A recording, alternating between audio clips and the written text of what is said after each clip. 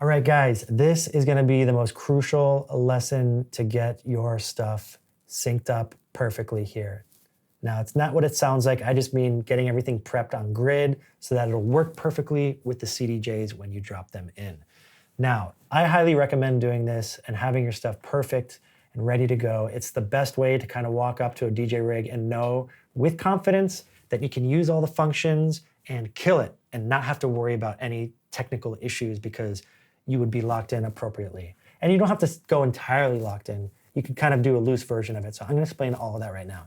And where it all starts is looking at Rekordbox right here, that very first, that is gonna be the one of your song. So you always wanna make sure that the beginning hit of your song in Rekordbox has that first red line locked up. You'll see it shows a 4-beat count with the red line and then 3 gray ones and then the next red line. That's just the 1, 2, 3, 4, 2, 2, this is counting your bars. So let's open up another one that is not lined up and I'm gonna show you guys how to fix it.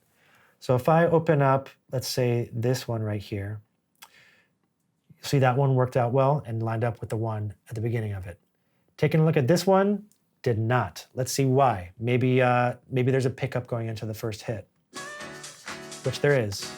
So that one is also correct and ready to go.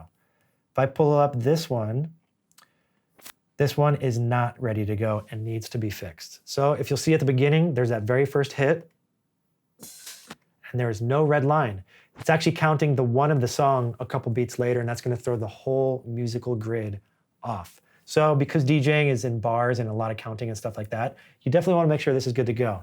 So the way to do that is on this left side here, you're gonna see cue, loop, and grid. So we wanna fix the grid because it's off with our audio right now. If we select the grid mode, you'll see all these features come up. And what it is you see that little red and white line here. This is gonna become the marker. Anywhere you click this on in the audio, it'll move that one to where you selected it. All these other features, you can dial in the BPM if it didn't register correctly, or you can shift around that red line by nudging it with these features, and they're just different lengths of nudging, basically. But we're not gonna need that. Let's keep going down the line here, though, because there's this metronome, which is very important, and then there's a volume for the metronome. So what we wanna do first is go to the beginning of the track, and we're gonna place our main cursor, which is the longest red line that kind of shows you where we're always at, and zoom in as far as we can. We're gonna go to the very beginning of that and tighten it up right there. And you're gonna click on that red and white line, and now we have placed the one of the song at the beginning of the first hit. To check it, we turn on the metronome, get the volume up 1 tick there, and you can hear the ticker lining up with the click and the kick. So if it sounds off, you can actually take this opportunity, let's zoom out a little bit, to nudge it to the right using these buttons right here, or nudge it to the left if you think you need a pickup on it. Doesn't sound right to me though. You want to get them locked in there. I think that's sounding right to me. Cool, let's go back to the beginning and check it out again and see how it lined up after we nudged it around a bit. It's looking pretty spot on.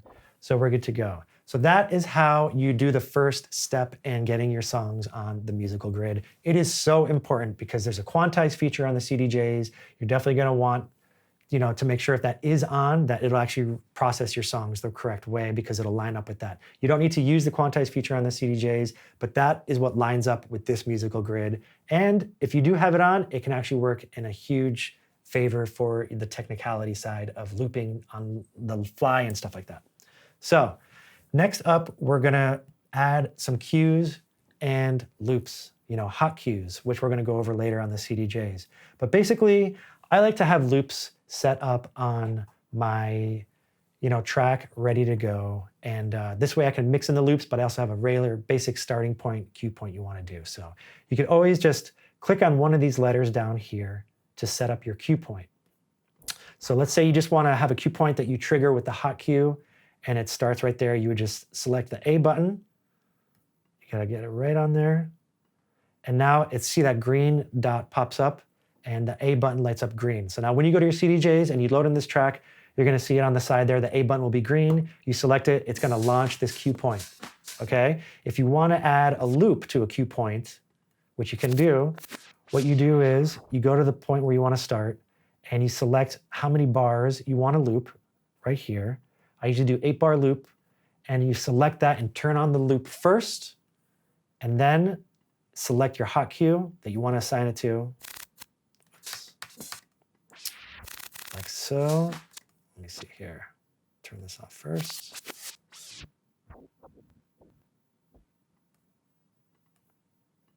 Like that. So now the hot cue lights up orange, and it'll cue a loop when you activate it on the CDJs. I like to actually put my loops in a part where there's just drums and not a lot of like chordal sounds or bass tones or anything like that, but basically stuff that we can like mix into an area that will come in with some impact from just a basic drum loop. So I don't always like to use a full 32-bar mix in. Sometimes you do, sometimes you don't. Sometimes there's audio that you just can't avoid anyway. So it doesn't really matter where you set these up in those instances. But let's take a look at this song. I'm going to turn this loop off here so we don't have that. There we go. Okay. So you hear it's just full drum sound, full drum audio. And then there's a little break. And now the music comes in. So that would be my starting point. So what I would do is I would go to the 1 of where like the music kind of really kicks in. And I'll put my marker right on the first one. And then I'd go to the left here. And this is like a quick scroll, and you can choose by how many beats or bars, right? So if I change it to 8 bars, or 8 beats rather, it'll go back 5, 6, 7, 8, and now that comes in. I like to give myself 16 to mix in. So I would hit this back twice from the same starting point that we did before. And then I would set my 8-bar loop, set that to A, and now, little pro tip for you, I also use C as the same hot cue as A because some of these CDJs have just been destroyed over the years, and the stupid A button hot cue just doesn't work anymore, and nobody uses C. So C is kind of always my main one, and I always set them just to have options because you never know what button might be broken on the older models of the CDJs. So A and C for me always kind of match the same thing. So now if I hit C, it'll play this little 8-bar loop, and it's just drums. Now I can mix this into anything, and then I turn it off, then we'll get another 8-bar count, and then the music comes in. But we're gonna dive into that on the actual gear, and I'm gonna show you guys how to do that after we dump our songs onto the playlist in one of our next videos. So stick around.